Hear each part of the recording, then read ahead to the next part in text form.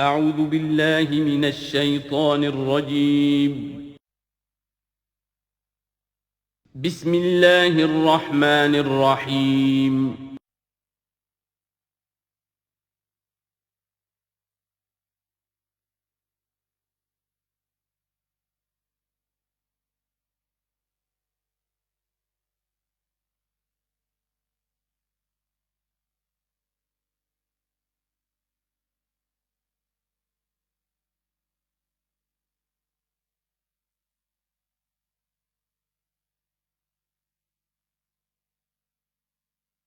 اعوذ باللہ من الشیطان الرجیم بسم اللہ الرحمن الرحیم وعدکم اللہ مغانم کثیرۃ تاخذونها، اللہ تعالیٰ نے اے مسلمانوں تم سے وعدہ کیا ہے بہت سی غنیمتوں کا جو تمہیں حاصل ہوں گی۔ فعجل لکم ہذہ، تو یہ تو اللہ نے فوری طور پر تمہیں عطا کر دی ہے، یعنی یہ فتح مبین۔ وکف ایدی الناس عنکم، اور لوگوں کے ہاتھ تمہاری جانب سے روک لیے، یعنی جنگ اگر ہوتی ظاہر بات ہے کہ قریش بھی پھر اگر اس میں اپنی قوت کا مظاہرہ کرتے تو کچھ نہ کچھ نقصان تو مسلمانوں کا بھی ہوتا۔ کف ایدی الناس عنکم، ان کے ہاتھ باندھ لیے اور روک لیے اللہ نے تم سے۔ وَلِتَكُونَ آیَةً لِّلْمُؤْمِنِينَ، اور تاکہ یہ اہل ایمان کے لیے ایک نشانی بن جائے۔ وَيَهْدِيَكُمْ صِرَاطًا مُسْتَقِيمًا، اور اللہ تعالیٰ اب تمہیں سیدھی راہ پر جو ہے گامزن کر دے، یعنی تمہاری جد و جہد کو، اجتماعی جو جد و جہد ہے تمہاری، اسے براہ راست تیر کی طرح سیدھا اب اس کے آخری ہدف اور منزل مقصود تک پہنچا دے۔ وَأُخْرَى لَمْ تَقْدِرُوا عَلَيْهَا، اور کچھ اور بھی فتحیں ہیں جن کا ابھی تک تمہیں جس پر قدرت حاصل نہیں ہوئی ہے۔ قد احاط اللہ بہا، اللہ تعالیٰ ان کا بھی احاطہ کیے ہوئے ہے، یعنی یہ کہ اس کے فوراً بعد تمہیں ایک فتح ملے گی جو کہ خیبر کی ہوگی، کیونکہ یہ اس جو رکوع ہم نے دوسرا پڑھائے ہیں، تیسرا اس سے پہلے نازل ہوا ہے، اور یہ کہ پھر فتح مکہ ہونے والی ہے۔ اللہ تعالیٰ نے یہ تمام فتوحات جو اللہ کے تو علم میں ہے، اللہ کے نے ان کا احاطہ کیا ہوا ہے۔ وَكَانَ اللَّهُ عَلَىٰ كُلِّ شَيْءٍ قَدِيرًا، اللہ ہر چیز پر قادر ہے۔ وَلَوْ قَاتَلَكُمُ الَّذِينَ كَفَرُوا لَوَلَّوُا الْأَدْبَارَ، اور اگر یہ کافر یعنی قریش مکہ تم سے جنگ کرتے تو لازماً پیٹ دکھا دیتے، پیٹ پھیر جاتے۔ ثُمَّ لَا يَجِدُونَ وَلِيًّا وَلَا نَصِيرًا، اور پھر نہ پاتے اپنے لیے کوئی حمایتی، کوئی مددگار۔ سنت اللہ التی قد خلت من قبل، یہ اللہ کی وہ سنت ہے، اس کا دستور ہے، اس کا قانون ہے کہ جو پہلے سے چلا آ رہا ہے، یعنی یہ کہ اللہ تعالیٰ اپنے رسولوں کی مدد کرتا ہے۔ تو اب رسول کے ساتھ اگر وہ جنگ پر آمادہ ہو گئے ہوتے تو یقیناً ان کو پیٹھ دکھانی پڑتی اور شکست ان کا مقدر بنتی۔ سنت اللہ التی قد خلت من قبل ولن تجد لسنت اللہ تبدیلا، اور نہیں پاؤ گے تم اللہ کی سنت اور اللہ کے دستور میں کوئی تبدیلی۔ وَهُوَ الَّذِي كَفَّ أَيْدِيَهُمْ عَنْكُمْ وَأَيْدِيَكُمْ عَنْهُمْ بِبَطْنِ مکہ، وہی ہے جس نے روک لیے ان کے ہاتھ تمہاری طرف بڑھنے سے اور تمہارے ہاتھ ان کی طرف بڑھنے سے۔ بِبَطْنِ مکہ، بیچ شہر مکے کے، یعنی مکے کی وادی میں اور مکے کے شہر میں اگر یہ جنگ ہوتی اور یہ خون ریزی ہوتی، مِن بَعْدِ أَنْ أَسْفَرَكُمْ عَلَيْهِمْ، اور یہ اللہ نے روک دیا اس کے بعد کہ اللہ نے تمہیں ان پر فتح دے دی تھی، یعنی کہ واقعتاً دل میں قریش شکست کھا چکے تھے، وہ سمجھ گئے تھے کہ ہمارے لیے مقابلہ ممکن نہیں ہے، ورنہ وہ صلح کبھی نہ کرتے۔ ان کے لیے تو یہ چیز گویا کہ بڑی موت سے بھی بڑھ کر جو تھی، بھاری تھی، کہ مسلمان جو ہے ان کے ساتھ ہم صلح کریں، انہیں تسلیم کر لیں، اور پھر یہ بھی طے کریں کہ اگلے سال آپ آئیے اور ہم 3 دن کے لیے یہ پورا مکہ خالی کر دیں گے، آپ یہاں جس طرح چاہیں عمرہ کریں۔ یہ شرط بھی اس میں شامل تھی اگلے سال، لیکن اس سال آپ کو جانا پڑے گا، ہماری ناک جو ہے اتنی نہ کٹے کہ اسی سال آپ عمرہ کر لیں، لیکن یہ ہے کہ بہرحال آئندہ آپ آئیں گے۔ تو اس کے بعد کہ اللہ نے تمہیں ان پر فتح دے دی تھی۔ وَكَانَ اللَّهُ بِمَا تَعْمَلُونَ بَصِيرًا، اور جو کچھ تم کر رہے ہو اللہ اسے دیکھ رہا ہے۔ هُمُ الَّذِينَ كَفَرُوا وَصَدُّوكُمْ عَنِ الْمَسْجِدِ الْحَرَامِ، وہی لوگ ہیں، یعنی ان کے جرائم کا تذکرہ ہو رہا ہے جنہوں نے کفر کیا تو اور تمہیں روکے رکھا مسجد حرام تک جانے سے۔ وَالْهَدْيَ مَعْكُوفًا أَن يَبْلُغَ مَحِلَّهُ، اور ہدی کے جو جانور لے کے گئے تھے مسلمان احرام کے ساتھ ساتھ، وہ ہدی کے جانور تھے کہ کعبے کے لیے نیاز کے یہ جانور ہیں، وہ رکے ہوئے تھے کہ وہ اپنی اصل جگہ پر یبلغ محلہ، کہ اس کا اصل مقام تو یہ تھا کہ کعبے جائیں، وہاں پر ان کا چڑھاوا چڑھایا جائے اور ان کی قربانی دی جائے، لیکن یہ کہ وہ رکے ہوئے تھے کہ وہاں تک نہیں پہنچ سکتے تھے۔ لیکن یہ اللہ نے کیوں ہاتھ روک لیے، ان کے ہاتھ تم سے، تمہارے ہاتھ ان سے کیوں روک لیے، جنگ کیوں نہیں ہونے دی، اس کی حکمت اب آ رہی ہے۔ وَلَوْلَا رِجَالٌ مُؤْمِنُونَ وَنِسَاءٌ مُؤْمِنَاتٌ، اگر نہ ہوتے مرد مومن اور عورتیں مومنات، لم تعلموہم جنہیں تم نہیں جانتے تھے، ان تطؤوہم اندیشہ تھا کہ تم انہیں بھی پیس ڈالتے. یعنی جب جنگ ہوتی ہے، بھٹی گرم ہو جاتی ہے، اس وقت تو تحقیق و تفتیش مشکل ہوتی ہے. اب وہ مسلمان کے جو ہجرت نہیں کر سکے، ان میں ضعفاء بھی تھے، ان میں مریض بھی تھے، ان میں عورتیں بھی تھیں جن کے لیے ممکن ہی نہیں تھا، جیسا کہ ہم سورہ نساء میں پڑھ چکے ہیں کہ جن کے لیے بالکل ممکن ہی نہیں تھا، اللہ تعالیٰ نے ان کو معاف کر دیا تھا. ہجرت نہیں کر رہے تب بھی اللہ ان سے مواخذہ نہیں کرے گا. تو اب وہ لوگ بھی موجود تھے مکے کے اندر. اب اگر یہ چکی چلتی تو پھر تو یہ پیس ڈالتی ان کو بھی. وَلَوْلَا رِجَالٌ مُؤْمِنُونَ وَنِسَاءٌ مُؤْمِنَاتٌ لَمْ تَعْلَمُوهُمْ أَن تَطْئُوهُمْ، تم جانتے ہی نہیں تھے، ہو سکتا ہے کہ تم انہیں بھی کچل دیتے. فَتُصِيبَكُم مِّنْهُمْ مَعَرَّةٌ، اور ان کے معاملے میں پھر تم پر ایک الزام آ جاتا، بغیر علم، اس کے بغیر کہ تمہیں کوئی علم ہو، تمہاری بے خبری میں تم پر الزام آتا کہ ان اہل ایمان نے آ کر اپنے اہل ایمان ساتھیوں کو بھی قتل کر دیا. لِيُدْخِلَ اللَّهُ فِي رَحْمَتِهِ، اللہ نے اسی لیے روک دیا اس جنگ کو اس وقت اور تمہیں فتح دے دی صلح کی شکل میں، تاکہ اللہ تعالیٰ داخل کرے اللہ تعالیٰ اپنی رحمت میں جس کو چاہے. وَلَوْ تَزَيَّنُوا لَعَذَّبْنَا الَّذِينَ كَفَرُوا مِنْهُمْ عَذَابًا أَلِيمًا، اگر وہ علیحدہ ہو چکے ہوتے، یعنی مسلمان اہل ایمان مرد اور عورتیں جو ہیں جو ابھی تک مقیم ہیں یہاں پر، اگر وہ یہاں سے نکل چکے ہوتے، علیحدہ ہو چکے ہوتے، تو پھر باقی یہاں صرف کفار رہ گئے ہوتے، تو ہم اسی وقت لَعَذَّبْنَا الَّذِينَ كَفَرُوا مِنْهُمْ عَذَابًا أَلِيمًا، تو ان کافروں کو ہم ابھی وہ بدترین عذاب کا مزہ چکھا دیتے. اس جعل الذین کفروا فی قلوبہم الحمیۃ حمیۃ الجاہلیہ، جب کافروں نے اپنے دلوں کے اندر ایک حمیت جو ہے، ایک بڑی غیرت اور حمیت کا معاملہ، لیکن وہ حمیت جاہلی تھی کہ ہم لوگ، اور کیسے ممکن ہے کہ ہم انہیں یہاں پر عمرہ کرنے دیں. یہ لوگ کہ جو بے دین ہو گئے، ان کے اعتبار سے تو بے دین تھے، جو ہم اپنے آباء و اجداد کے دین کو چھوڑ گئے، تو وہ جو نسل پرستی اور قوم پرستی ان میں تھی، اور آبا پرستی تھی، اور اپنی روایت پرستی تھی، اس کے بنا پر حمیت جاہلیت ان کے دلوں کے اندر اتنی کوٹ کوٹ کر بھری ہوئی تھی. اس جعل الذین کفروا فی قلوبہم الحمیۃ حمیۃ الجاہلیہ، انہوں نے حمیت جاہلی کو اپنے دلوں کے اندر راسخ کر لیا تھا. فانزل اللہ سکینتہ علی رسولہ وعلی المؤمنین، تو اللہ تعالیٰ نے اپنا طرف سے سکون نازل فرما دیا اپنے رسول پر صلی اللہ علیہ وسلم اور اہل ایمان پر. وَأَلْزَمَهُمْ كَلِمَةَ التَّقْوَىٰ، اور اللہ تعالیٰ نے ان پر لازم کر دیا تقویٰ کی بات کو، یعنی اللہ تعالیٰ نے تقویٰ کو ان پر لازم کر دیا. وَكَانُوا أَحَقَّ بِهَا، یقیناً وہ تقویٰ کے زیادہ حقدار بھی ہیں، وَأَهْلَهَا، اور واقعتاً تقویٰ کے اہل ہیں، ان کے اندر تقویٰ موجود ہے. وَكَانَ اللَّهُ بِكُلِّ شَيْءٍ عَلِيمًا، اور یقیناً اللہ تعالیٰ ہر چیز کا علم رکھتا ہے. لَقَدْ صَدَقَ اللَّهُ رَسُولَهُ الرُّؤْيَا بِالْحَقِّ، اب ایک شبہ کا ازالہ ہو رہا ہے کہ کچھ لوگوں کو یہ خیال پیدا ہوا ہوگا کہ رسول کا تو خواب بھی سچا ہوتا ہے اور وحی کے درجے میں ہے. حضور نے ہمیں فرمایا تھا کہ میں نے خواب دیکھا ہے کہ ہم عمرہ کر رہے ہیں تو چلو، اور یہاں ہم عمرہ نہیں کر سکے تو رسول کا خواب جھوٹا ہو گیا. یہ اگر شک کسی کے دل میں پیدا ہوا تو اس کو ظاہر کر رہے ہیں کہ رسول کا خواب جھوٹا نہیں ہوا. یعنی یہ کہ اس میں جب حضور سے پوچھا بھی گیا، آپ نے تو فرمایا تھا کہ ہم عمرہ کریں گے، تو آپ نے فرمایا تھا یہ میں نے کب کہا تھا کہ اسی سال ضرور کریں گے، عمرہ کریں گے. چنانچہ اگلے سال وہ عمرہ ہوا. سن 7 میں اسے عمرہ قضا کہتے ہیں، جو صلح حدیبیہ میں طے ہو گیا تھا کہ اگلے سال آپ آئیے عمرہ کیجئے. تو عمرہ قضا جو ہے، یہ عمرہ چونکہ رہ گیا تھا، درمیان میں ہی بند ہو گیا، تو عمرہ قضا، اس عمرے کی قضا اگلے سال جو ہے سن 7 میں آپ نے دی. اور 3 دن تک قریش نے مکے کو خالی کر دیا، پہاڑوں پر چڑھ گئے، اور مسلمان 3 دن تک مکے کے اندر مقیم رہے. انہوں نے اپنے اطمینان سے عمرہ ادا کیا. تو فرمایا لقد صدق اللہ رسولہ الرؤیا بالحق، اللہ نے بالکل سچا دکھایا خواب اپنے رسول کو، اس میں قطعاً کسی جھوٹ کا شائبہ نہیں. لَتَدْخُلُنَّ الْمَسْجِدَ الْحَرَامَ إِنْ شَاءَ اللَّهُ آمِنِينَ مُحَلِّقِينَ رُؤُوسَكُمْ وَمُقَصِّرِينَ لَا تَخَافُونَ، تم اے مسلمانوں لازماً داخل ہوگے مسجد حرام میں انشاءاللہ پورے امن کے ساتھ، آمنین بے کھٹکے، محلقین رؤوسکم ومقصرین، اپنے سروں کو حلق بھی کراؤ گے اور قصر بھی کراؤ گے.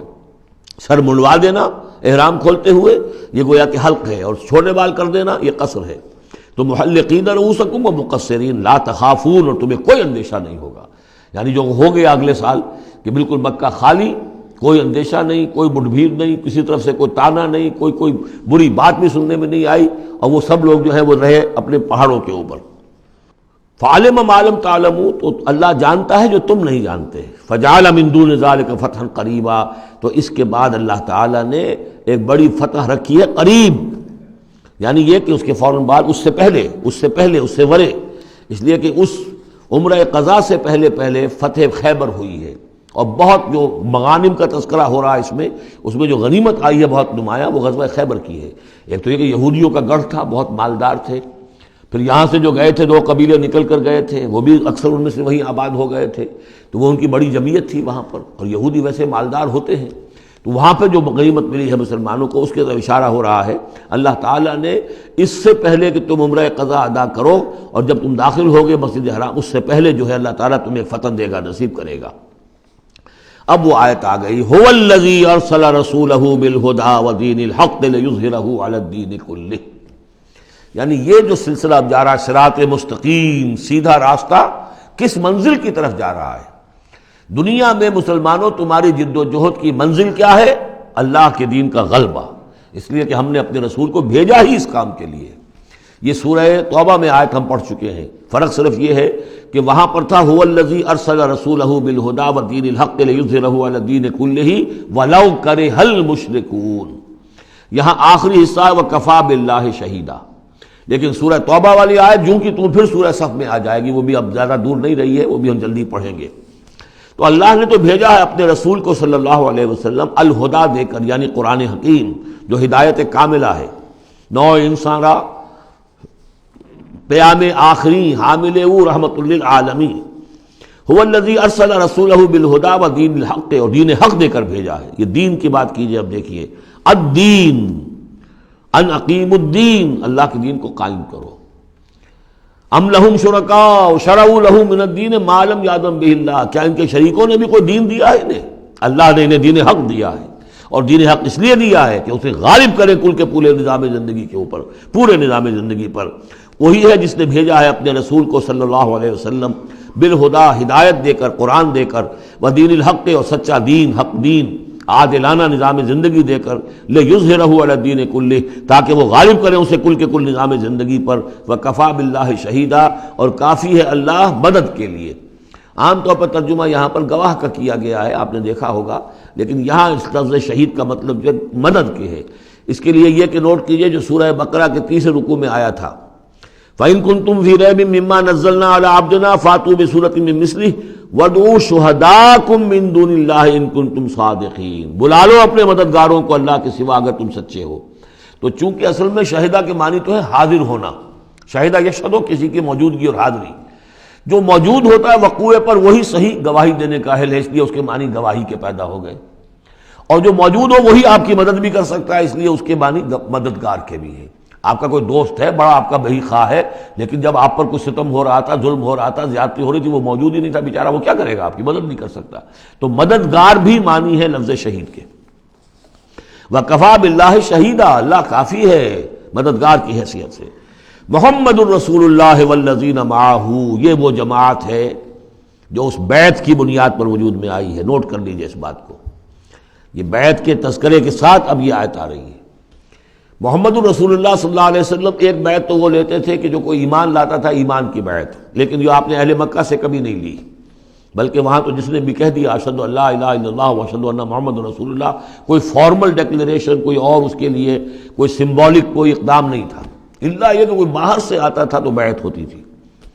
اس کے بعد آپ نے بیعت مکے میں 2 لی ہیں، بیعت عقبہ اولیٰ، بیعت عقبہ ثانیہ، اور بیعت عقبہ ثانیہ کی بیعت وہ ہے کہ جس سے اب وہ ایک جماعتی شکل بنی ہے، اس لیے کہ اس کے الفاظ کیا ہیں، متفق علیہ روایت ہے، یہ بخاری اور مسلم دونوں میں، راوی اس کے حضرت عبادہ بن صامت رضی اللہ تعالیٰ عنہ۔ وہ بیعت کیا تھی؟ بایعنا رسول اللہ صلی اللہ علیہ وسلم علی السمع والطاعۃ فی العسر والیسر والمنشط والمکرہ وعلی عثرۃ علینا وعلی لا ننازع الامر اہلہ وعلی ان نقول بالحق اینما کنا لا نخاف فی اللہ لومۃ لائم۔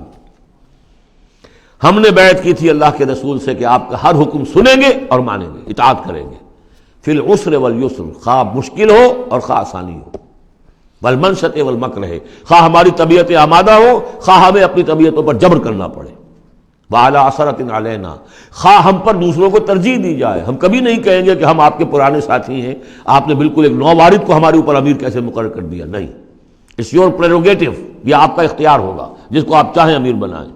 وَعَلَىٰ أَلَّا نُنَازِلَ أَمْرَ أَهْلَهُ، جنہیں آپ والی امر بنا دیں گے، امیر بنا دیں گے، ان سے بھی ہم جھگڑیں گے نہیں، ان سے تعاون کریں گے، ان کی اطاعت کریں گے۔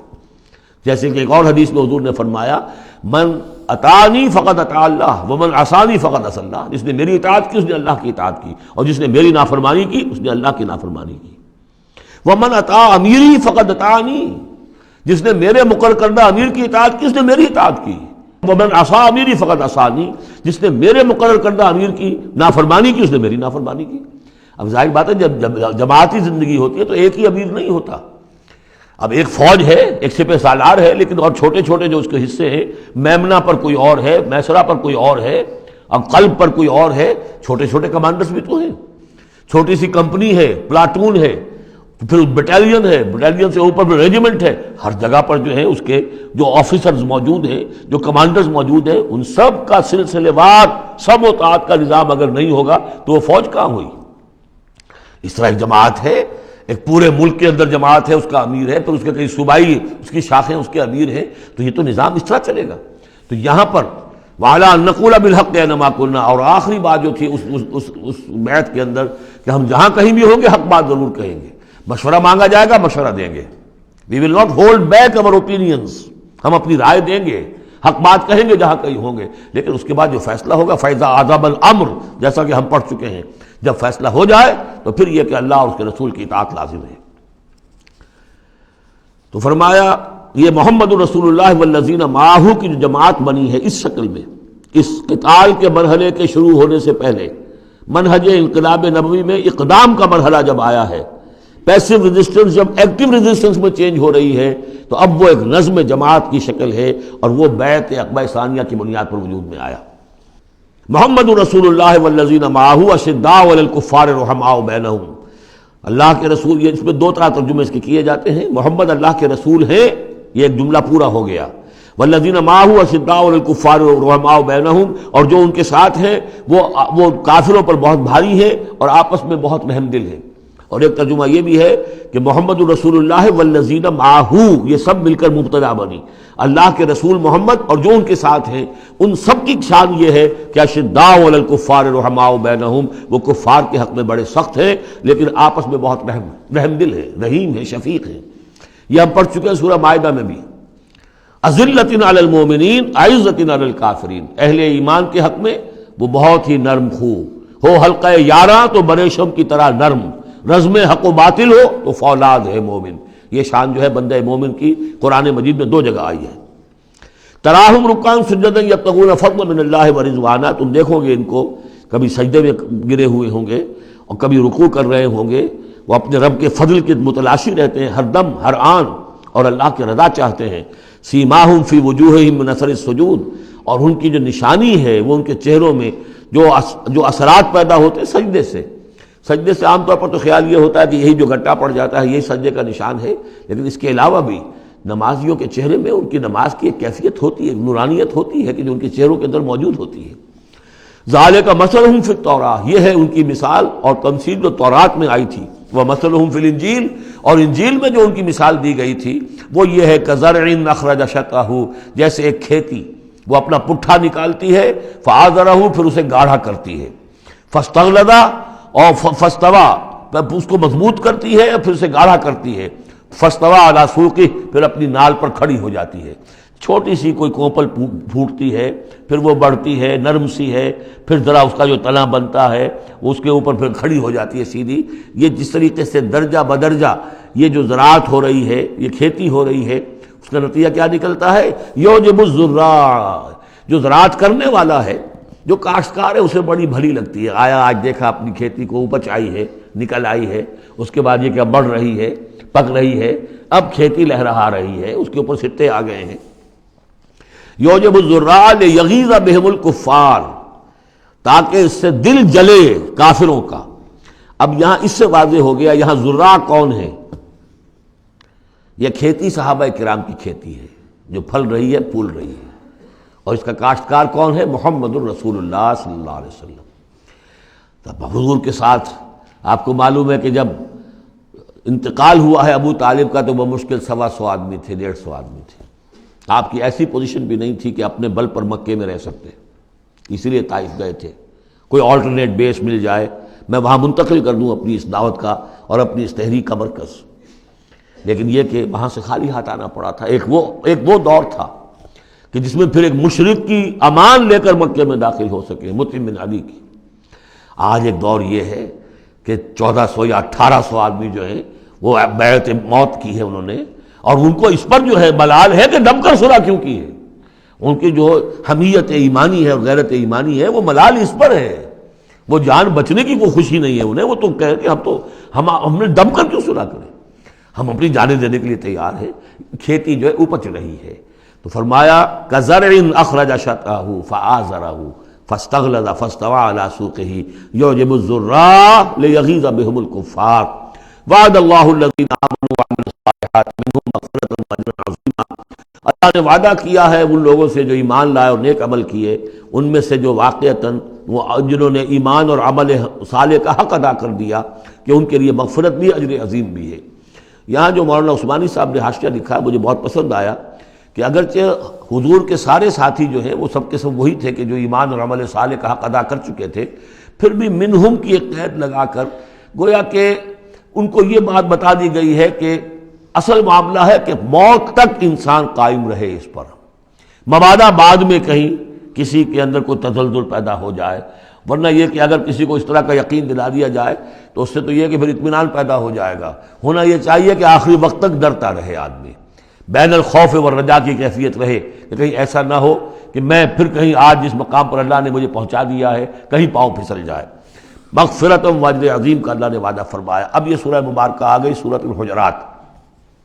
میں ابتدا میں عرض کر چکا ہوں کہ اس کی حیثیت ایک ضمیمہ کی ہے، جوڑا ہے سورہ فتح اور سورہ محمد، اور وہ بالکل اپنے اس کے ترتیب کے اعتبار سے بالکل صحیح جوڑا ہے۔ یہ در حقیقت سمجھیے کہ سورہ فتح کی چند آیات کی مزید وضاحت ہے۔ مثلا سورہ فتح میں ہم نے یہ پڑھا تھا وَلِتُعَزِّرُوهُ وَتُوَقِّرُوهُ، اللہ کے رسول کی تعظیم، توقیر، ان کی مدد، ان کی نصرت، یہ تمہارے لیے لازم ہے۔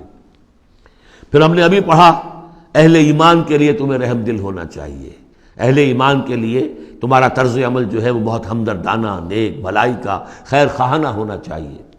یہ ساری چیزیں جو ہیں اس میں اب سامنے آ رہی ہیں۔ اور دوسرے یہ کہ یہ جو اب دین کے غلبے کی جد و جہد ہے، اس کے لیے جہاد کی اہمیت کیا ہے دین کے اندر، اس کی اصل حیثیت کیا ہے، اس کو بھی اس سورہ مبارکہ میں واضح کیا گیا۔ تو سورہ حجرات کل 18 آیات ہیں، 2 رکوعوں پر مشتمل ہے، لیکن جیسا کہ میں نے عرض کیا تھا مسلمانوں کی جو اجتماعی زندگی، معاشرتی زندگی ہونی چاہیے، مسلمانوں کا مسلمانوں کے ساتھ کیسا سلوک ہونا چاہیے، مسلمانوں کا کیا رویہ ہونا چاہیے محمد الرسول اللہ صلی اللہ علیہ وسلم کے ساتھ، اور پھر یہ کہ اسلامی ریاست کی بنیاد کیا ہے، دستوری بنیاد کیا ہے، اور اس کی اصل میں اساس جو ہے وہ کس چیز پر قائم ہے، یہ ساری چیزیں اس سورہ مبارکہ میں بیان ہوئی ہیں۔ بسم اللہ الرحمن الرحیم، یا ایھا الذین آمنوا لا تقدموا بین یدی اللہ ورسولہ واتقوا اللہ ان اللہ سمیع علیم۔ اہل ایمان مت آگے بڑھو اللہ اور اس کے رسول سے، اور اللہ کا تقوی اختیار کرو، اللہ سب کچھ سننے والا ہے، سب کچھ جاننے والا ہے۔ یہ پہلی آیت جو ہے یہ گویا کہ ہر اسلامی ریاست کی دفعہ نمبر 1 ہے، یا ہم یہ کہہ سکتے ہیں دفعہ نمبر 1 تو یہ ہو کہ یہاں حاکمیت اللہ کی ہے، لیکن حاکمیت اللہ کی کیسے یہاں پر ہوگی؟ تنفیذ یہ ہے کہ اللہ اور اس کے رسول نے جو حدود قائم کر دی ان سے تجاوز نہیں ہوگا۔ چنانچہ یہ دفعہ ہمارے ہر دستور میں موجود رہی ہے، no legislation will be done repugnant to the Quran and the Sunnah, یہ موجود ہے، لیکن ایک ہاتھ سے یہ دفعہ یعنی اسلام ڈال کر اور دوسرے ہاتھ سے نکال لیا گیا۔ ایک آئیڈیولوجیکل کونسل بنا دی گئی ہے، وہ غور کرتی رہے گی، کوئی قانون کوئی خلاف ہے اگر اسلام کے تو وہ رپورٹ پیش کرتی رہے گی، سال بسال رپورٹیں آتی رہیں گی۔ کوئی لازم نہیں ہے دستور کی روح سے کہ ان کی دی ہوئی رپورٹ پر عمل بھی ہوگا، لہذا وہ الماریوں پر الماریاں بھرتی رہیں۔ کام ہوا ہے، محنتیں ہوئی ہیں، کوششیں ہوئی ہیں، ان میں ایک بڑی اچھی محنت ہوئی تھی جو اقتصادیات کے بارے میں ہوئی تھی کہ سود کے بغیر کیسی بینکنگ کا نظام قائم کیا جائے، اس میں بڑی محنت ہوئی ہے، لیکن دستور میں کوئی گارنٹی نہیں ہے کہ اس آئیڈیولوجیکل کونسل کی کوئی سفارشات لازماً وہ ان کی تنفیذ بھی ہوگی۔ تو معلوم ہوا کہ وہ بس ایک ایکسرسائز ان فیوٹیلیٹی ہے اکثر و بیشتر۔ تو فرمایا پہلی بات تو یہ طے کر لو کہ اللہ کا حکم اور اس کے رسول کا حکم، کتاب اور سنت، no legislation can be done here repugnant to the book of Allah Quran and the Sunnah of the profit صلی اللہ علیہ وسلم۔ یہ ہے اصل الاصول، یہ ہے دفعہ، کہ اس دفعہ سے اب یہ ریاست اسلامی بن گئی کہ جو بھی لیجسلیٹو باڈی آپ بنائیں، اسے آپ پارلیمنٹ کہیں، اسے مجلس ملی کہیں، اسے آپ کانگریس جو چاہیں کہیں، اس کی لیجسلیٹو اتھارٹی جو ہے وہ لمیٹڈ ہے، limited by the injunctions of the Quran and the Sunnah. اس دائرے کے اندر اندر وہ قانون سازی کر سکتے ہیں، اس لیے کہ اس دائرے کے اندر اندر جو کچھ ہے وہ مباح ہے، اور مباح کے اندر آپ اکثریت کے ساتھ فیصلہ کر لیجئے۔ کسی دعوت میں آپ کر رہے ہیں، مہمان بلا رہے ہیں، اس میں مشروب کون سا سرو کیا جائے، اس میں روح افزا شربت پلایا جائے یا کوئی 7 اپ پلایا جائے یا کیا کیا جائے، اب اس کو آپ وہ بھی مباح ہے وہ بھی مباح ہے، اب کثرت رائے سے فیصلہ کر لیجیے۔ لیکن کثرت رائے کیا 100% رائے بھی اللہ کے کسی حکم میں ترمیم نہیں کر سکتی، وہ تو دائرہ ہے، اس دائرے کے اندر اندر رہنا ہے، جس کو کہ ایک حدیث سے حضور نے بہت عمدگی سے واضح کیا ہے۔ آپ نے فرمایا مثل المومن کمثل الفرس فی عقیتہ، مومن کی مثال ایسی ہے جیسے کہ گھوڑا جو بندھا ہوا ہے کھوٹے کے ساتھ۔ ظاہر بات ہے مومن میں جو اللہ کو مانتا ہے تو اللہ کے حکم سے بندھ گیا، رسول کو مانتا ہے رسول کے فرمان سے بندھ گیا، قرآن کو مانتا ہے تو قرآن کے احکام سے بندھ گیا۔ تو ایک آدمی وہ ہے مادر پدر آزاد ہے، نہ اللہ کو جانے نہ رسول کو جانے نہ کسی آسمانی ہدایت کو مانے، وہ جو چاہے قانون بنائے، وہ سوڈمی کو بھی جائز قرار دے دیں، ہومو سیکسولیٹی کو بھی جائز قرار دے دیں، 2 مردوں کی شادی کو جائز قرار دے دیں، لیگل سٹیٹس دے دیں، ان کی مرضی ہے جو چاہے کریں، لیکن مسلمان تو پابند ہوتا ہے۔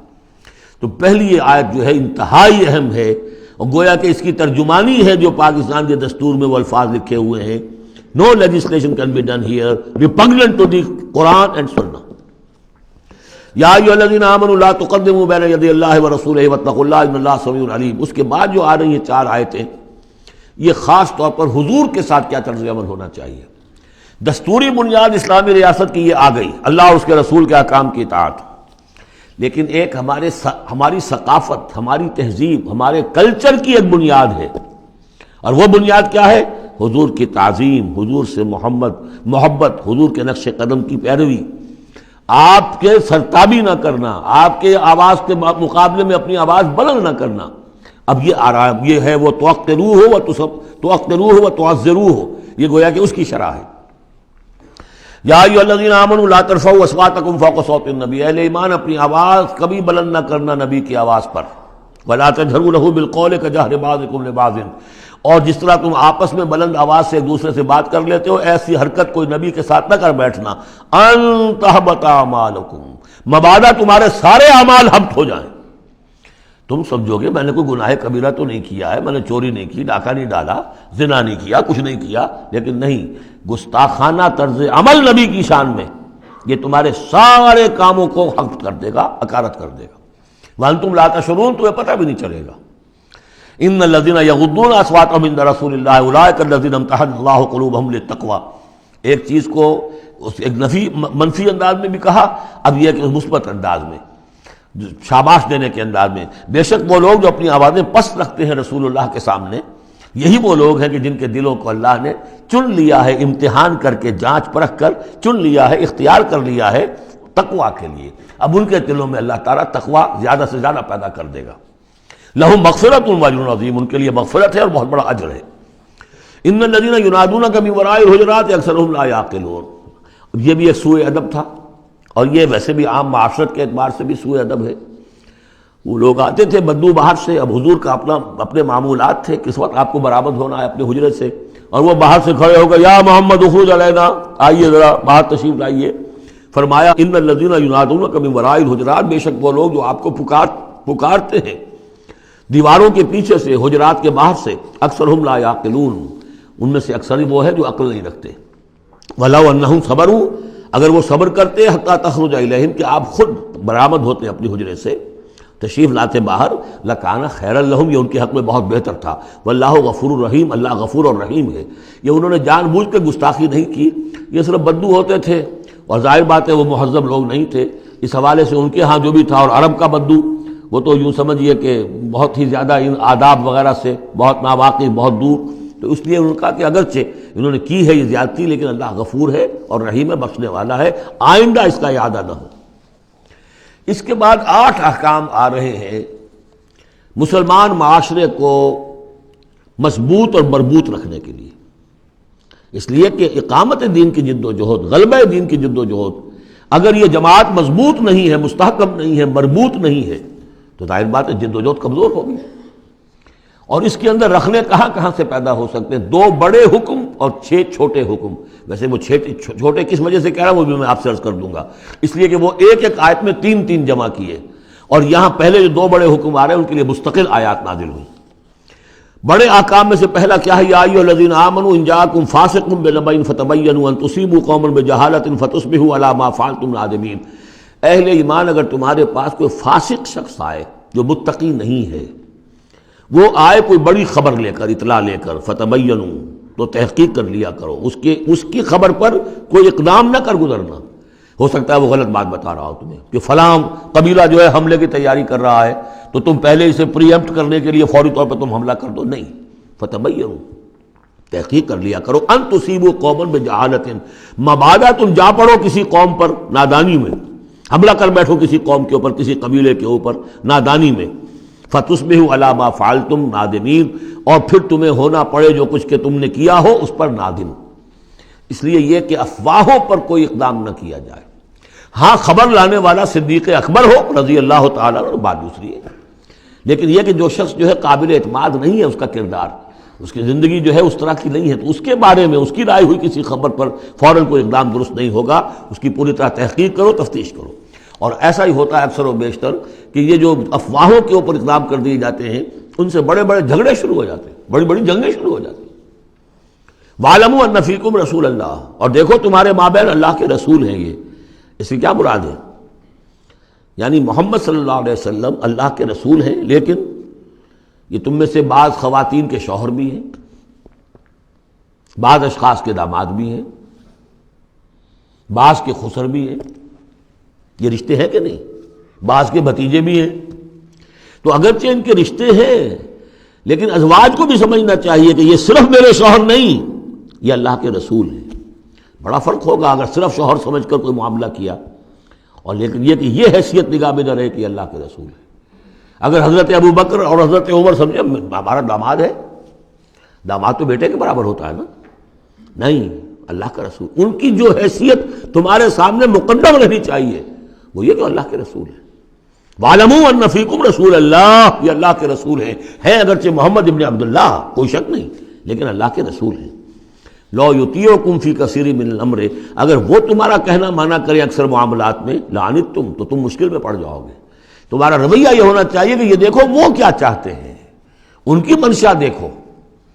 وَلَٰكِنَّ اللَّهَ حَبَّبَ إِلَيْكُمُ الْإِيمَانَ، لیکن اے محمد کے ساتھیوں، اے صحابہ رسول، اللہ نے تو تمہارے نزدیک ایمان کو بہت محبوب بنا دیا ہے. وَزَيَّنَهُ فِي قُلُوبِكُمْ، اسے تمہارے قلوب کے اندر کھبا دیا ہے. وَكَرَّهَ إِلَيْكُمُ الْكُفْرَ وَالْفُسُوقَ وَالْعِصْيَانَ، اور بہت ہی تمہارے نزدیک ناپسندیدہ بنا دیا ہے کفر کو بھی اور فسق کو بھی اور نافرمانی کو بھی. یہ صحابہ کرام کی شان میں بہت بڑی آیت ہے جو نازل ہوئی ہے قرآن میں. وَلَٰكِنَّ اللَّهَ حَبَّبَ إِلَيْكُمُ الْإِيمَانَ وَزَيَّنَهُ فِي قُلُوبِكُمْ وَكَرَّهَ إِلَيْكُمُ الْكُفْرَ وَالْفُسُوقَ وَالْعِصْيَانَ أُولَٰئِكَ هُمُ الرَّاشِدُونَ، یقیناً یہی لوگ ہیں جو صحیح راستے پر ہیں اور جو سعادت مند ہیں اور جو آخری کامیابی کو حاصل کریں گے. فضلا من اللہ ونعما، اور یہ فضل ہے اللہ کی طرف سے، انعام ہے اس کا، احسان ہے. واللہ علیم الحکیم، اللہ سب کچھ سننے والا، اللہ ہر چیز کا علم رکھنے والا اور کمال حکمت والا ہے. اب دوسرا حکم آ رہا ہے، وَإِن طَائِفَتَانِ مِنَ الْمُؤْمِنِينَ اقْتَتَلُوا، آخر اہل ایمان بھی انسان ہیں، جھگڑا ہو سکتا ہے، اختلاف ہوگا، اختلاف سخت ہو جائے جھگڑا ہو جائے گا، جھگڑا سخت ہو جائے قتال بھی ہو جائے گا. آخر حضرت علی اور حضرت عائشہ کے مابین جنگ ہوئی کہ نہیں؟ حضرت علی اور امیر معاویہ کے درمیان جنگ ہوئی کہ نہیں؟ یہ کون ہے؟ کس کو ہم کہہ دیں گے کافر؟ معاذ اللہ ثم معاذ اللہ.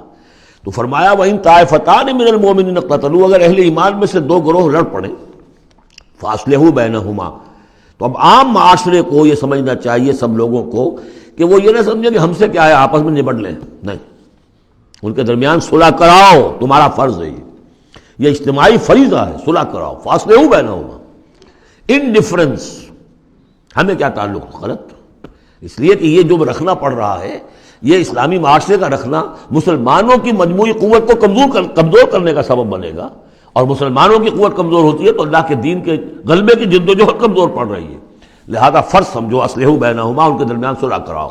فَإِن بَغَتْ إِحْدَاهُمَا عَلَى الْأُخْرَىٰ، پھر اگر ان میں سے ایک دوسرے پر زیادتی کرے، صلح کی پابندی نہیں کر رہا، صلح کرا دی گئی پھر بھی وہ زیادتی کر رہا، فقاتلوا التی تبغی، اب جنگ کرو اس سے جو زیادتی کرنے والا ہے۔ اب یہ دو فریقوں کے درمیان نہیں رہا معاملہ، اب ایک فریق گویا کہ پوری مسلم جماعت کو، پورے مسلم معاشرے کو، پوری ملت اسلامی کو جو کہ وہ للکار رہا، چیلنج کر رہا ہے، تو اب ان سے جنگ کرو حتی تفیء الی امر اللہ، یہاں تک کہ وہ لوٹ آئے اللہ کے حکم کی طرف، صلح کی جو بھی شرائط تھی ان کو دوبارہ قبول کر لے۔ فإن فات، پھر اگر وہ لوٹ آئے، فاصلحوا بینہما، پھر ان کے مابین دوبارہ صلح کرا دو، بالعدل، انصاف کے ساتھ، واقسطوا، اور دیکھنا انصاف کا دامن ہاتھ سے نہ چھوڑنا، انصاف کرو، اس لیے کہ اب ہو سکتا ہے کہ اس دوسرے فریق پر تم کو زیادتی کر بیٹھو، اس لیے کہ اب اس سے تم بھی لڑے ہو، لڑ کر تم نے اسے مجبور کیا ہے کہ وہ صلح کی پابندی کرے، تو اب بھی اس پر کوئی زیادتی نہ ہو جائے۔ واقسطوا ان اللہ یحب المقسطین، اللہ تعالیٰ انصاف کرنے والوں کو محبوب رکھتا ہے۔ یہ تو دو بڑے بڑے حکم ہو گئے۔ اب ایک آیت میں 3 حکم اور دوسری میں پھر 3 حکم، یہ چھوٹے چھوٹے انفرادی سطح کے اوپر یا برادریوں کی سطح کے اوپر یا جماعتوں کے اندر جس طرح کے بڑے بڑے چیزیں پیدا ہو جاتی ہیں، بعض چیزیں معمولی نظر آتی ہیں لیکن اس سے دلوں کے اندر زخم پڑ جاتے ہیں۔ انما المؤمنون اخوۃ فاصلحوا بین اخویکم، یہ تو اسی کے ساتھ آ گئی۔ یقیناً تمام اہل ایمان جو ہے وہ آپس میں بھائی بھائی ہے، بس اپنے دو بھائیوں کے درمیان صلح کرا دیا کرو، واتقوا اللہ، اللہ کا تقوی اختیار کرو، لعلکم ترحمون، تاکہ تم پر رحم کیا جائے۔ اب وہ آ رہی ہیں 2 آیتیں، یا ایھا الذین آمنوا لا یسخر قوم من قوم عسى ان یکونوا خیرا منہم ولا نساء من نساء عسى ان یکن خیرا منہن، اہل ایمان تم میں سے کوئی گروہ دوسرے گروہ کا مذاق نہ اڑائے، تمسخر نہ کرے، ہو سکتا ہے کہ وہ ان سے بہتر ہوں۔ جن کا تم مذاق اڑا رہے ہو، کسی ایک برائی کو دیکھا ہے تم نے، کسی ایک عیب کو دیکھا ہے، اس کی ناک چھوٹی ہے، اس کا کان چھوٹا ہے، اس کا فلاں یہ ہے، اس کا یہ ہے، تو تم نے تو کوئی عیب دیکھا ہے ظاہری، ہو سکتا ہے دل میں اس کے تقویٰ تم سے 10 گنا زیادہ ہو، اللہ کی محبت، اللہ کے رسول کی محبت تم سے 1000 گنا زیادہ ہو، تو تمہیں کیا پتا، تم نے تو ایک چیز دیکھی ہے۔ اسی طرح عورتیں دوسری عورتوں کا مذاق نہ اڑائیں، عسیٰ ان یکن خیرا منہن، ہو سکتا ہے کہ وہ جن کا مذاق اڑایا جا رہا ہے وہ اللہ کی نگاہوں میں بہتر ہو ان سے جو مذاق اڑا رہی ہیں۔ ایک حکم تو ہو گیا تمسخر نہ ہو۔ ولا تلمزوا انفسکم، اپنے آپ کو عیب نہ لگاؤ، اپنے آپ کو عیب لگانا یعنی اپنے بھائیوں پر عیب نہ لگاؤ، آخر وہ تمہاری ہی اس ملت کا فرد ہے، امت کا فرد ہے، تو اس کو عیب لگا تو تمہیں عیب لگا، اس لیے فرمایا بہت ہی بلیغ الفاظ ہے، ولا تلمزوا انفسکم ولا تنابزوا بالالقاب، اور لوگوں کے چڑانے والے نام نہ رکھ لیا کرو۔ کسی جماعت کا نام کچھ اور ہے، اس کو چڑانے کے لیے نام کچھ اور رکھ لیا گیا ہے، یا اور کسی فرد کے لیے، کسی گروہ کے لیے، تو یہ جو ہے ایک دوسرے کے اوپر اس طریقے سے ڈال دینا اور نام ان کے اوپر کہ جو ان کو پسندیدہ نہیں ہے، یہ 3 کام ہو گئے، ایک آیت میں روکا گیا۔ اس کی وجہ سے اکثر ایسا ہوتا ہے، کبھی ایک دوست آپ ایک خاص قسم کا مذاق اس سے کر رہے ہیں یا کسی لفظ سے اس کو چھیڑتے ہیں، 100 دفعہ وہ سن لیتا ہے، کوئی اثر نہیں ہوتا، کسی وقت کوئی عجیب کیفیت ہوتی ہے اس کی کہ اس کے دل میں جا کر زخم کی طرح لگ جاتا ہے اور پھر وہ دل کا رشتہ ٹوٹ جاتا ہے، اور ایک ایسی جو ہے اس کے اندر گرہ پڑ جاتی ہے، پھر کھولے نہیں کھل سکتی۔ لہذا محتاط رہو۔ بئس الاسم الفسوق بعد الایمان، ایمان کے بعد تو برائی کا نام بھی برا ہے، کیوں ان چیزوں میں جا رہے ہو؟ تمہیں تو ایمان کو سمجھنا چاہیے کہ اللہ نے تمہیں اتنی بڑی فضیلت دی ہے، تو ان گندگیوں کی طرف جو ہے تم متوجہ ہی نہ ہو۔ وَمَن لَّمْ يَتُوبْ فَأُولَٰئِكَ هُمُ الظَّالِمُونَ، اور جو باز نہیں آئیں گے تو وہی ہے کہ جو ظالم ہے اللہ کی نگاہ میں۔ تو ترغیب بھی ہے، تشویق بھی ہے، سمجھانے کا انداز بھی ہے، اور ڈانٹ ڈپٹ بھی ہے۔ باز نہیں آؤ گے تو اللہ کی نگاہ میں پھر تم ظالم ہو۔ اگلی آیت میں پھر 3 چیزیں، وہ پہلی 3 چیزیں روح در روح ہوتی ہیں، آمنے سامنے، اور یہ 3 چیزیں وہ ہیں جو غیب میں ہوتی ہیں، پیچھے پیچھے ہوتی ہیں۔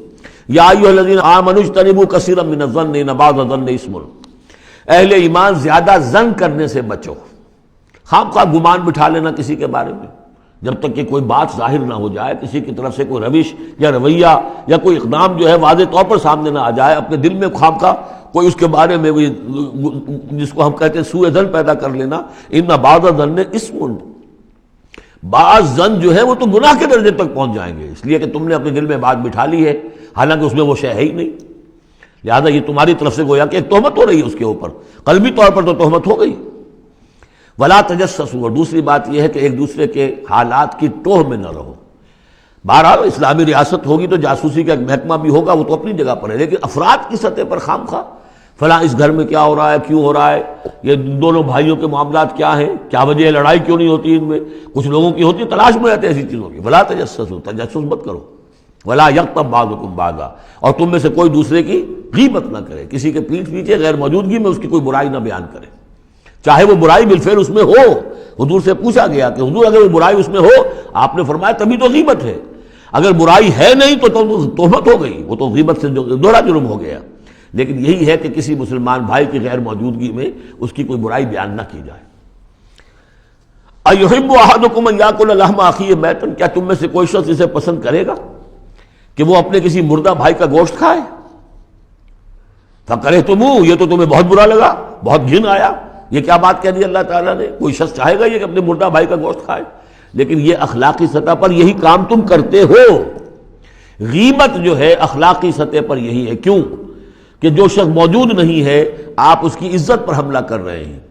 اگر وہ موجود ہوتا اپنا دفاع کرتا، لیکن موجود نہیں ہے، دفاع نہیں کر سکتا، وضاحت کرتا، آپ کو غلط بات سمجھ میں آئی، آپ نے ٹھیک نہیں سمجھا ہے، آپ کو اطلاع صحیح نہیں ملی ہے، آپ سو طرح سے اپنی حفاظت کرتا اپنی عزت کی، اور چونکہ موجود نہیں ہے آپ نے جیسے مردہ بھائی کی لاش پڑی ہے، جیسے چاہو موٹی جو ہے کاٹ لو، لیکن اگر وہ زندہ ہو تو تمہیں قریب آنے دے گا۔ یہی ہے مثال۔ اَیُحِبُّ أَحَدُکُمْ أَن یَأْکُلَ لَحْمَ أَخِیہِ مَیْتًا فَکَرِہْتُمُوهُ فَاتَّقُوا اللَّهَ إِنَّ اللَّهَ تَوَّابٌ رَحِیمٌ، اور اللہ کا تقوی اختیار کرو، اللہ تواب ہے، توبہ کا بہت قبول فرمانے والا، اور رحیم ہے، بہت رحم فرمانے والا۔ تیسرا حصہ اس سورہ مبارکہ کا جو آ رہا ہے یہ عظیم ترین مضامین پر مشتمل ہے۔ ابھی تک معاملہ سارا یا ایھا الذین آمنوا یا ایھا الذین آمنوا یا ایھا الذین آمنوا، آپ نے دیکھا یہ یوں سمجھیے کہ 12 آیات میں 5 مرتبہ یا ایھا الذین آمنوا آ چکا ہے، اور ہم نے دیکھا مکی صورتیں اتنی لمبی جو ہے یا ایھا الذین آمنوا کا صیغہ وہاں ہے ہی نہیں، لیکن یہ آیت آ رہی ہے یا ایھا الناس، اے لوگو انا خلقناکم من ذکر و انثیٰ، اے لوگو ہم نے تمہیں پیدا کیا ہے، تم سب کو، چاہے مومن ہو چاہے غیر مومن ہو، چاہے مسلمان ہو چاہے کافر ہو، تم سب کو ہم نے پیدا کیا ہے من ذکر و انثیٰ، ایک مرد اور ایک عورت سے۔ حضرت آدم اور حوا کی اولاد ہو تم۔ وجعلناکم شعوبا وقبائل لتعارفوا، اور ہم نے تمہیں بنا دیا ہے قوموں میں تقسیم کر دیا اور قبیلوں میں تاکہ ایک دوسرے کو پہچانو۔ یہ رنگ کا فرق، نسل کا فرق، اور یہ شکل و شبہات کا فرق، یہ جو بھی انسان کے نقوش ہیں ان کا فرق، زبانوں کا فرق، یہ قوموں اور قبیلوں میں جو فرق اور امتیاز ہم نے ڈالا ہے تاکہ پہچان سکو۔ سارے انسان ایک ہی رنگ کے، ایک ہی شکل و صورت کے، ایک ہی معلوم ہوتا کہ سانچہ ہے فیکٹری کا، اسی میں سے سب بنے چلے آ رہے ہیں، ایک ہی زبان بولتے تو پہچانتے کیسے ایک دوسرے کو؟ یہ سارا ہے صرف پہچان کے لیے، یہ نہیں ہے کہ فلاں نسل اعلیٰ ہے، فلاں گھٹیا ہے، فلاں اونچی ہے، فلاں نیچی ہے۔ جیسا کہ آپ نے خطبہ دیا تھا جو آخری خطبہ ہے حجۃ الوداع کا، لا فضل لعربی علی عجمی ولا لعجمی علی عربی ولا لاحمر علی اسود ولا لاسود علی احمر الا بالتقوی، کسی عربی کو، کسی عرب کو عجمی پر کوئی فضیلت نہیں، کسی عجمی کو کسی عرب پر کوئی فضیلت نہیں، کسی سرخ رو کو کسی سیاہ فام پر کوئی فضیلت نہیں، کسی سیاہ فام کو کسی سرخ رو پر کوئی فضیلت نہیں۔ ہاں فضیلت ہے تو تقوی کی بنیاد پر ہے۔ ایچ جی ویلز نے اپنی history of a concise history of the world میں یہ پیسج کوٹ کر کے لکھا کہ اگرچہ اس سے پہلے بھی تاریخ انسانی میں human fraternity, equality and freedom, انسانی حریت و اخوت و مساوات کے واس تو بہت کہے گئے، لیکن یہ ہے کہ تاریخ انسانی میں یہ ماننا پڑتا ہے کہ پہلی مرتبہ ان اصولوں پر بالفعل ایک معاشرہ قائم کیا محمد نے صلی اللہ علیہ وسلم۔ حالانکہ دشمن ہے، اس نے حضور کی سیرت پر حملے کیے ہیں بالکل وہی اسی طرح کے جیسے رشدی نے کیے ہیں۔ رشدی نے ذرا انداز اور زیادہ گھناؤنا استعمال کیا ہے، چونکہ وہ تو فکشن اس نے ایک طور سے بنائی ہے، لیکن اس نے وہ تاریخ لکھ رہا تھا تو اس طرح کا انداز تو نہیں ہے، لیکن باتیں وہی کہی ہیں۔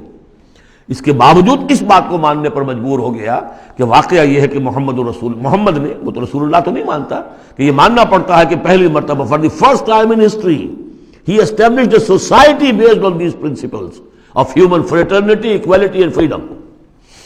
اگرچہ جو تازہ ایڈیشن ہے اس کتاب کا concise history of the world, اس میں سے یہ پیسج نکال دیا ہے، اب تو ایڈیٹرز اور ہیں، البتہ پرانا ایڈیشن کہیں یونیورسٹی سے لیجیے، لائبریری سے، اور وہاں سے آپ کو وہ مل جائے گا پیسج۔ یا ایھا الناس انا خلقناکم من ذکر و انثی وجعلناکم شعوبا وقبائل لتعارفوا، یہ تعارف کے لیے، ان اکرمکم عند اللہ اتقاکم، یقیناً تم میں سب سے زیادہ باعزت اللہ کے نزدیک وہ ہے جو سب سے بڑھ کر متقی ہے۔ ان اللہ علیم خبیر، یقیناً اللہ تعالیٰ سب کو جاننے والا اور باخبر ہے۔ قالت الاعراب آمنا، اب ایک اور بہت اہم بات آ گئی۔ اسلامی معاشرہ اور اسلامی ریاست کی جو شہریت ہے اس کی بنیاد کیا ہے؟ ایمان یا اسلام؟ ایمان تو دل میں ہے، چھپی ہوئی شے ہے، ویریفائبل نہیں ہے یا نہیں ہے، کیسے معلوم ہوگا؟ دنیا میں جو آپ کو قانون بنانا ہے، دنیا میں جو معاشرہ بنانا ہے، دنیا میں جو ریاست بنانی ہے، اس میں کون شامل ہوگا؟ اس کی ساری بنیاد اسلام پر ہے، ایمان پر نہیں ہے۔ لیکن آخرت میں سارا دار و مدار ایمان پر ہے، اسلام پر نہیں ہے۔ آپ جو ہے یہاں کی ابھی سینسس ہوگا آپ کے ملک میں، آپ مسلم لکھا ہوا ہے آپ کے خانے میں مسلم، لیکن یہ کہ اس کی بنا پر اللہ کے ہاں چھوٹ نہیں ہو جائے گی، اللہ دیکھے گا ایمان بھی تھا کہ نہیں۔ ان اللہ لا ينظر الى صورکم ولا الى اموالکم ولکن ينظر الى قلوبکم واعمالکم، اللہ تمہاری صورتوں اور اموال کو نہیں دیکھتا، تمہارے دلوں اور اعمال کو دیکھتا ہے۔ تو یہ جو ایمان اور اسلام کا فرق ہے، اسلامی ریاست اسلامی معاشرے کی اس بحث میں اہم ترین ہے، اس کی بنیاد ایمان پر نہیں ہے، اسلام پر ہے۔ اس کے لیے بیان کیا کیا؟ قالت الاعراب آمنا، یہ بدو کہہ رہے ہیں ہم ایمان لے آئے۔ قل لم تؤمنوا، اے نبی ان سے کہہ دیجئے تم ہرگز ایمان نہیں لائے ہو۔ لم تؤمنوا ہے، یہ نفی جہاد میں لم ہو رہی ہے، فعل مضارع پر لم لا کر تاکید ہو جاتی ہے۔ ما آمنتم نہیں، لم تؤمنوا، تم ہرگز ایمان نہیں لائے ہو، ولکن قولوا اسلمنا، یوں کہو کہ ہم اسلام لے آئے ہیں، ہم مسلمان ہو گئے، ہم نے اطاعت قبول کر لی۔ وَلَمَّا يَدْخُلِ الْإِيمَانُ فِي قُلُوبِكُمْ، ابھی تک ایمان تمہارے دلوں میں داخل نہیں ہوا۔ وَإِن تُطِيعُوا اللَّهَ وَرَسُولَهُ، لیکن اگر تم اللہ اور اس کے رسول کی اطاعت کرتے رہو گے، لَا يَلِدْكُم مِّنْ أَعْمَالِكُمْ شَيْئًا، اللہ تعالیٰ تمہارے اعمال میں سے کوئی کمی نہیں کرے گا۔ ان اللہ غفور الرحیم، اللہ غفور الرحیم ہے۔ یعنی قانون تو یہی بنتا ہے، اصول تو یہ بنتا ہے، جب تک ایمان دل میں نہ ہو تو کسی کا کوئی عمل قبول نہ ہو۔ لیکن اللہ غفور ہے، رحیم ہے، اس کی شان غفاری اور اس کی شان رحیمی کے صدقے سے اللہ نے تمہیں یہ رعایت دی ہے کہ اگر نفاق نہ ہو، چاہے ایمان ابھی دل کے اندر راسخ نہیں ہے، لیکن اللہ اور اس کے رسول کی اطاعت کرتے رہو، اگرچہ یہ اطاعت ہوگی total obedience, partial obedience is no obedience, it has to be total. ادخلوا فی السلم کافہ، اسلام میں بھی جزوی داخلہ جو ہے قبول نہیں ہے، پورا کا پورا ہم تل سموچے۔ لیکن بہرحال اسلام تو یہ ہے۔ اب اگر تم جاننا چاہو کہ مومن کسے کہتے ہیں تو سن لو، اس کی ڈیفینیشن یہ آ گئی۔ اب یہ میں نے سورہ انفال کے دوران بھی اس کو وضاحت کیا تھا کہ اس کے دو حصے جو اس ڈیفینیشن کے، سورہ انفال میں دوسری آیت، دوسری تیسری، اور ادھر آخر سے پہلی آیت جو ہے اس میں ان کو دونوں کو علیحدہ کر دیا گیا۔ یہ ہے گویا کہ comprehensive definition of a Muslim, of a momin. Who از اے مومن؟ انما المؤمنون الذین آمنوا باللہ ورسولہ ثم لم یرتابوا، مومن تو بس صرف وہ ہے جو ایمان لائے اللہ پر اور اس کے رسول پر، پھر شک میں ہرگز نہیں پڑے۔ لم یرتابوا، پھر وہی جہاد میں لم، ہرگز کوئی شک نہیں پیدا کیا، یعنی یقین بن گیا، ایمان دل کے اندر راسخ ہو گیا۔ جیسے کہ فرمایا صحابہ کرام کے بارے میں، وَلَٰكِنَّ اللَّهَ حَبَّبَ إِلَيْكُمُ الْإِيمَانَ وَزَيَّنَهُ فِي قُلُوبِكُمْ، تمہارے دلوں میں کھما دیا اس نے۔ جب تک ایمان دل میں داخل نہیں ہوا، دل میں راسخ نہیں ہوا، صرف زبان پر ہے آمنت باللہ وملائکتہ وکتبہ ورسلہ، یہ اسلام ہے۔ بنی الاسلام علی خمس، اس میں یقین قلبی شامل نہیں ہے۔ شہادت اللہ الہ الا اللہ وان محمد رسول اللہ، زبان سے گواہی کہ اللہ کے سوا کوئی معبود نہیں اور محمد اللہ کے رسول ہے، واقام الصلاۃ وایتاء الزکوٰۃ وصوم رمضان وحج البیت۔ اس لیے کہ ایمان ذرا کسی اور شے کا نام ہے۔ وہ ایمان کیا ہے؟ اس کے دو حصے کر دیے۔ اب یہ اس شہادت سے نیچے یقین قلبی والی بات ایڈ ہو جائے اور ادھر عمل میں جہاد ایڈ ہو جائے تو 7 چیزیں ہوں گی تو اب یہ مومن شمار ہوگا۔ 5 چیزیں تو اسلام وہ تو ہونی ہے، مومن جو ہے وہ مسلم تو ہوگا ہی لا محالہ، لیکن اس سے اوپر کی منزل ہے تو 2 چیزیں اور بڑھ جائیں گی۔ وہ کیا ہے؟ انما المؤمنون الذين آمنوا بالله ورسوله ثم لم يرتابوا وجاهدوا باموالهم وانفسهم في سبيل الله، اور جہاد کریں اپنے مالوں کے ساتھ اور اپنی جانوں کے ساتھ اللہ کی راہ میں۔ اولئک هم الصادقون، یہ لوگ ہیں جو سچے ہیں، دعوی ایمان میں سچے ہیں۔ کہنا آسان ہے آمنت باللہ وملائکتہ وکتبہ، لیکن واقعتاً ایمان ہے یا نہیں اس کا جائزہ لے لو۔ جیسا کہ میں نے عرض کیا، باطل کے نظام کے تحت زندگی گزارتے ہوئے اگر اس کو ذہناً قبول کیا ہوا ہے، اس کی چاکری کر رہے ہیں، اسی کی خدمت کر رہے ہیں اور اپنی توانائیاں صرف کر رہے ہیں اسی نظام کے تحت پھلنے اور پھیلنے اور پھولنے میں، زیادہ کمائیں، زیادہ بڑے گھر میں رہیں، زیادہ شاندار محل ہو، زیادہ ہماری کار لمبی ہو، ہمارا یہ ہو اور ہمارا وہ ہو، سارا دن رات اور سارا خون پسینہ اسی کام کے لیے ہوا، وہ مومن نہیں ہو سکتا۔ غلبہ باطل کے تحت انڈر پروٹیسٹ رہنا پڑے گا، ایسے رہنا ہوگا جیسے کہ جیل میں انسان رہتا ہے۔ الدنیا سجن المومن و جنت الکافر، اور یہ کہ اپنی توانائی میں سے منیمم سبسسٹنس لیول پر جو آپ کے وجود کو برقرار رکھنے کے لیے ناگزیر ہو، اس حد تک تو اپنے وقت اور توانائی اور اپنی قوت اور صلاحیت میں لگائیں آپ اپنے اور اپنے اہل و عیال کی ضروریات پوری کرنے کے لیے۔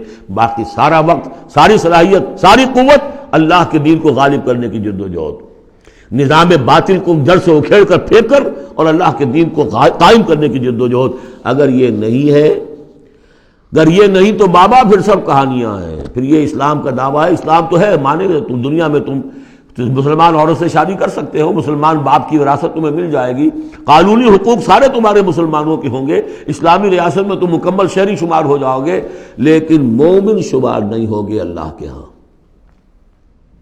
قالت الاعراب، یہ آیات تو ایسی ہیں کہ یہ یاد کر لیجئے آج کی رات۔ قالت الاعراب آمنا قل لم تؤمنوا ولكن قولوا اسلمنا، معلوم ہوا علیحدہ کر دیا ہے، بالکل واحد مقام ہے یہ قرآن مجید کا جس میں اسلام اور ایمان کو یوں کر دیا علیحدہ، کہ ایک گروہ ایسا بھی تھا جس کے بارے میں کہا گیا ایمان تمہارے دلوں میں تاحال داخل نہیں ہوا۔ البتہ اس آیت سے بعض لوگوں کو یہ مغالطہ ہو جاتا ہے کہ یہ منافقین کی بات نہیں ہے، اس لیے کہ منافقین کا تو کوئی عمل قبول نہیں اللہ کے ہاں۔